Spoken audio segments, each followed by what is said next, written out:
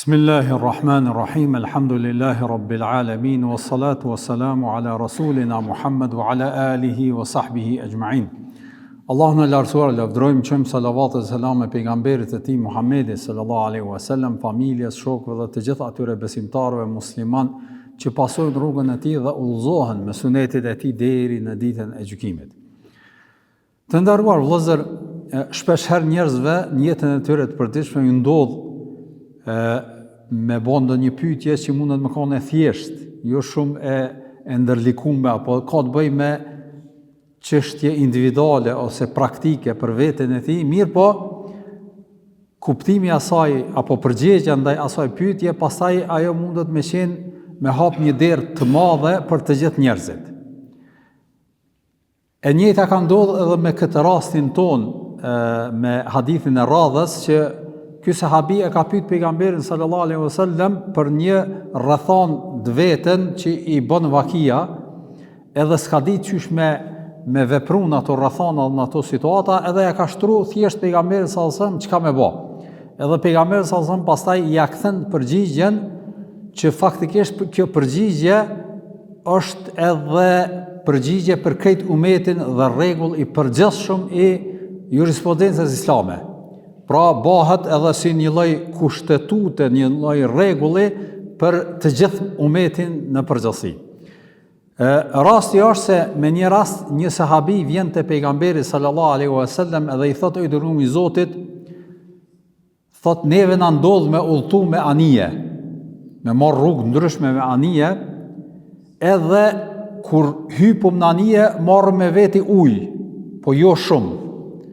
Edhe duke udhëtu, kur vjen koha e namazit për me marr abdes, me përdor atë ujin që që kena marr me veti, me marr abdes me ta, jesum pa ujë për me pi.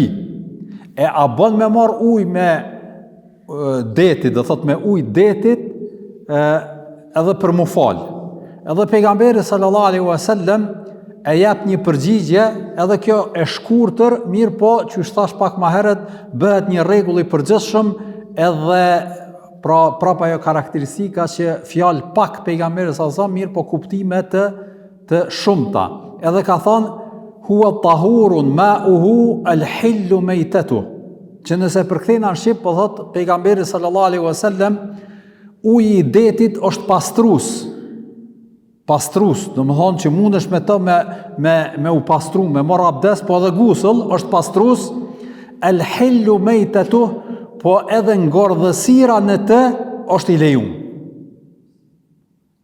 Dhe kjo është përgjigja e shkurtë e pejgamberit sallallahu alaihi wasallam për një pyetje gjithashtu të thjeshtë.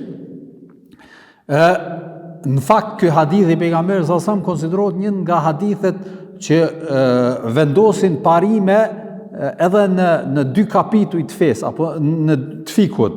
E para në kapitullin e pastërtisë, kur flasim për abdesin edhe gusullin, me çfarë uji lejohet me marr abdes edhe gusull, përmendet ky hadith vazhdimisht, po gjithashtu edhe në kapitullin e ushqimeve dhe pijeve. Pra, për arsye se po flet edhe për një rregull për ngordhësirat apo coftirat e detit në përgjithësi. Nga kjo ngjarje pejgamberi sallallahu alaihi wasallam, apo nga kjo ngjarje, nga ky hadith, mund t'i nxjerrim disa dobi, po shkojmë një nga një. E para, pra ky çështja te pyetja, pra ky njeri është ballafaqsuar me një rrethon, me një situatë personale, edhe e ka pyet pejgamberin sallallahu alaihi wasallam me gjetë zgjidhje. Edhe nuk ka vepruar me logjikën e vet, hajt se bën ose hajt se s'bën, po ka dashur me vërtetu. Edhe kjo do të më qenë praktika e besimtarit në përgjithësi. Për çata dhe Allahu i Madhreshëm na ka thonë: "Fas'alu ahla dhikri in kuntum la ta'lamun." Pyetni të dijshmit për ato gjëra nëse nuk dini. Pra, që ky është parimi që do të me apliku secili besimtar. Nëse ballafaqohet me një situatë, me një rrethon, me një problematik, edhe s'din çysh m'ia bë, para se me vendos edhe me marr hapin, le të pyet atë që din, atë që është i dijshëm. Dhe ky është parimi në çdo sen, jo vetëm në çështje të fesë, po edhe në jetën tënde të përditshme. Mos bë ndonjë veprim që pastaj edhe mundesh me u pendu vetëm pse ke hezitu me pyet apo me kërku sqarim për të. Prandaj, për arsye se një pyetje e drejtë apo një rrethon situatë caktume bën zgjidhje edhe ti e mëson edhe kupton se si mi bë zgjedhje vetes në situata të ndryshme, pra jo vetëm në atë rrethon, po edhe në rrethona të tjera. Pastaj prej gjërave që nxjerrën nga ky hadith i pejgamberit sallallahu alaihi wasallam, vëllezër të nderuar, është edhe fakti se si disa herë kemi përmend që karakteristikë e fesë tonë, vëllezër të nderuar, është lehtësimi. Mos mi ngarku, mos mi kompliku gjanat. Për që ata dhe Allah i madhërishëm dhëtë, juridu Allahu bikumul yusra, wa la juridu bikumul usra. Allahu dënë që t'ja u lehtësoj juve e jo të vështërsoj. Prandaj, po e shohim lehtësimin që njeriu mundet me marrë abdes prej detit, edhe pse është me krip, edhe pse mundet me na thonë që nuk është ujë i pastër, sikurse uji që e përdorim, megjithatë konsiderohet diçka që e pastron njerin, prandaj edhe me marr gusull, edhe me u pastru me të lejohet, dhe kjo është do thot një lehtësim që Zoti i Madhreshëm na e ka bë në situatat tona kur ballafaqohemi edhe nuk kemi ujë, apo edhe nëse kemi ujë. Po e zon tash, nuk është kjo vetëm në është shumë e rëndësishme, nuk është vetëm në rrethana kur s'ki ujë, po edhe me pas, po e zon ndoshta 200 litra, 300 litra tin anije ujë, bën me marrë me ujë detit, pra nuk është sikur se tejmumi që me marrë tejmum kur s'ki ujë, edhe na me thonë bën me marrë me ujë detit nëse s'ki ujë të pastë, s'ki ujë thjesht, ujë të ëmbël. Jo, në çdo rrethon uji i detit është sikur se uji i pishëm në aspektin e pastrimit pra për gusull edhe për abdes në përgjithësi. Pastaj, atë që kemi përmend gjithashtu edhe madhështia e fjalëve të pejgamberit sallallahu alajhi wasallam, me pak fjalë me thonë shumë, po e shohim se si Allah i madhë pejgamberi sallallahu alajhi wasallam në këtë hadith ka sqaruar 2 parime shumë të rëndësishme me një fjali shkurt. E para për çështjen e abdesit edhe gusullit, edhe e dyta për ngordhësirat në përgjithësi. E tash vim te kjo pjesa e ngordhësirave në përgjithësi. Neve dim, vëllezër të nderuar, në parim në përgjithësi, çdo kafsh, pra lopa, dela, pula, për me u leju me hangër, do të me therrë, do të me thik, me bë therrjen, edhe me rrjedh gjaku, pastaj mu leju me hangër. Nëse ndodh lopa ose delja, apo ngordh vetvetiu, pra pa e bë therrjen, ajo është ngordhësir, coftir dhe zbën me hangër, është e ndalume. Pra, prej gjërave që e kemi ndalume në islam, është me hangër coftiren. Mirë po këtu, po bëhet përjashtim sa i përket gjallësave që jetojnë në ujë. Peshku, gaforët, e çapo diu në lloje ndryshme të gjallësav, ta shpithojnë në të njohur do thotë frutat e detit. Pra, në përgjithësi nuk është kusht me realizu therrjen. Pra nuk është kusht peshkun kur të nxën për shembull, me marrë dhe me thik me apre, me hek kryt sikurse pulës, ose po edhe nëse cof vetvetiu lejohet me hangër. Nga argumenti është ky hadith i pejgamberit sallallahu alajhi wasallam, që ka thënë është i lejuar edhe ngordhësira në të. Pra nuk ka kusht me bë therrjen ligjore.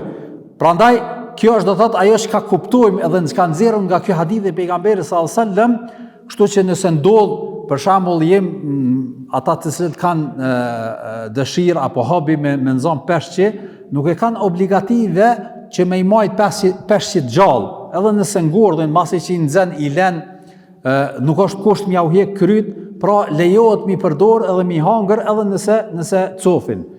Gjithashtu edhe gjallësa tjera. E pse është quajtur coftir?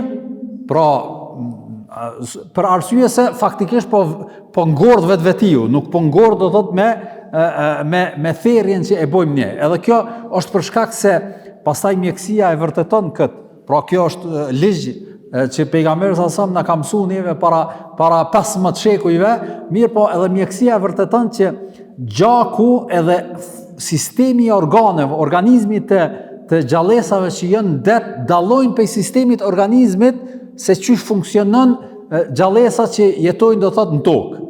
Pra zemra e tyre, shtypja, gjaku, lloji i gjakut e kështu me radhë nuk janë njëjta sikurse gjallësat e ujit. Prandaj edhe nuk është kusht rrjedhja e gjakut, çashtu që është ndodh me lopën ose me devën ose me delën e pulën e kështu me radhë tek peshqit, pra nuk është kusht me ndodh rrjedhja për arsye se nuk është i dëmshëm mbetja e gjakut në organizmin e peshkut edhe për me hangër në përgjithësi. Prandaj edhe kjo është dallimi që faktikisht e vërteton edhe në aspektin e biologjisë apo strukturës edhe sistemit të organizmit që e kanë gjallësat nën-ujore në krahasim me gjallësat që jetojnë në tokë.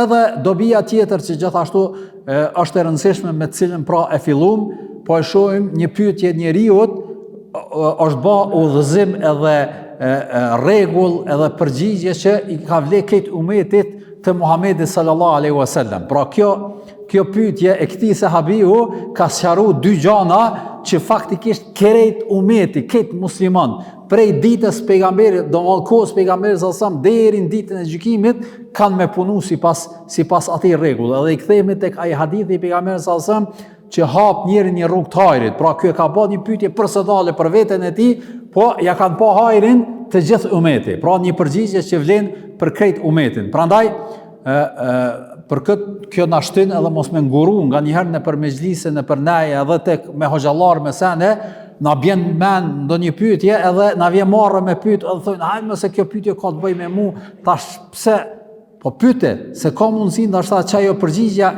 që ta jep hoxha mundet me konë shkak që krejt njerëzit mja po hajrin edhe ata të cilët ndoshta nuk e kanë parasysh me ba qatë pyetje, e shojnë hajrin nga pyetja të cilën e shtron ti, prandaj mos hezito.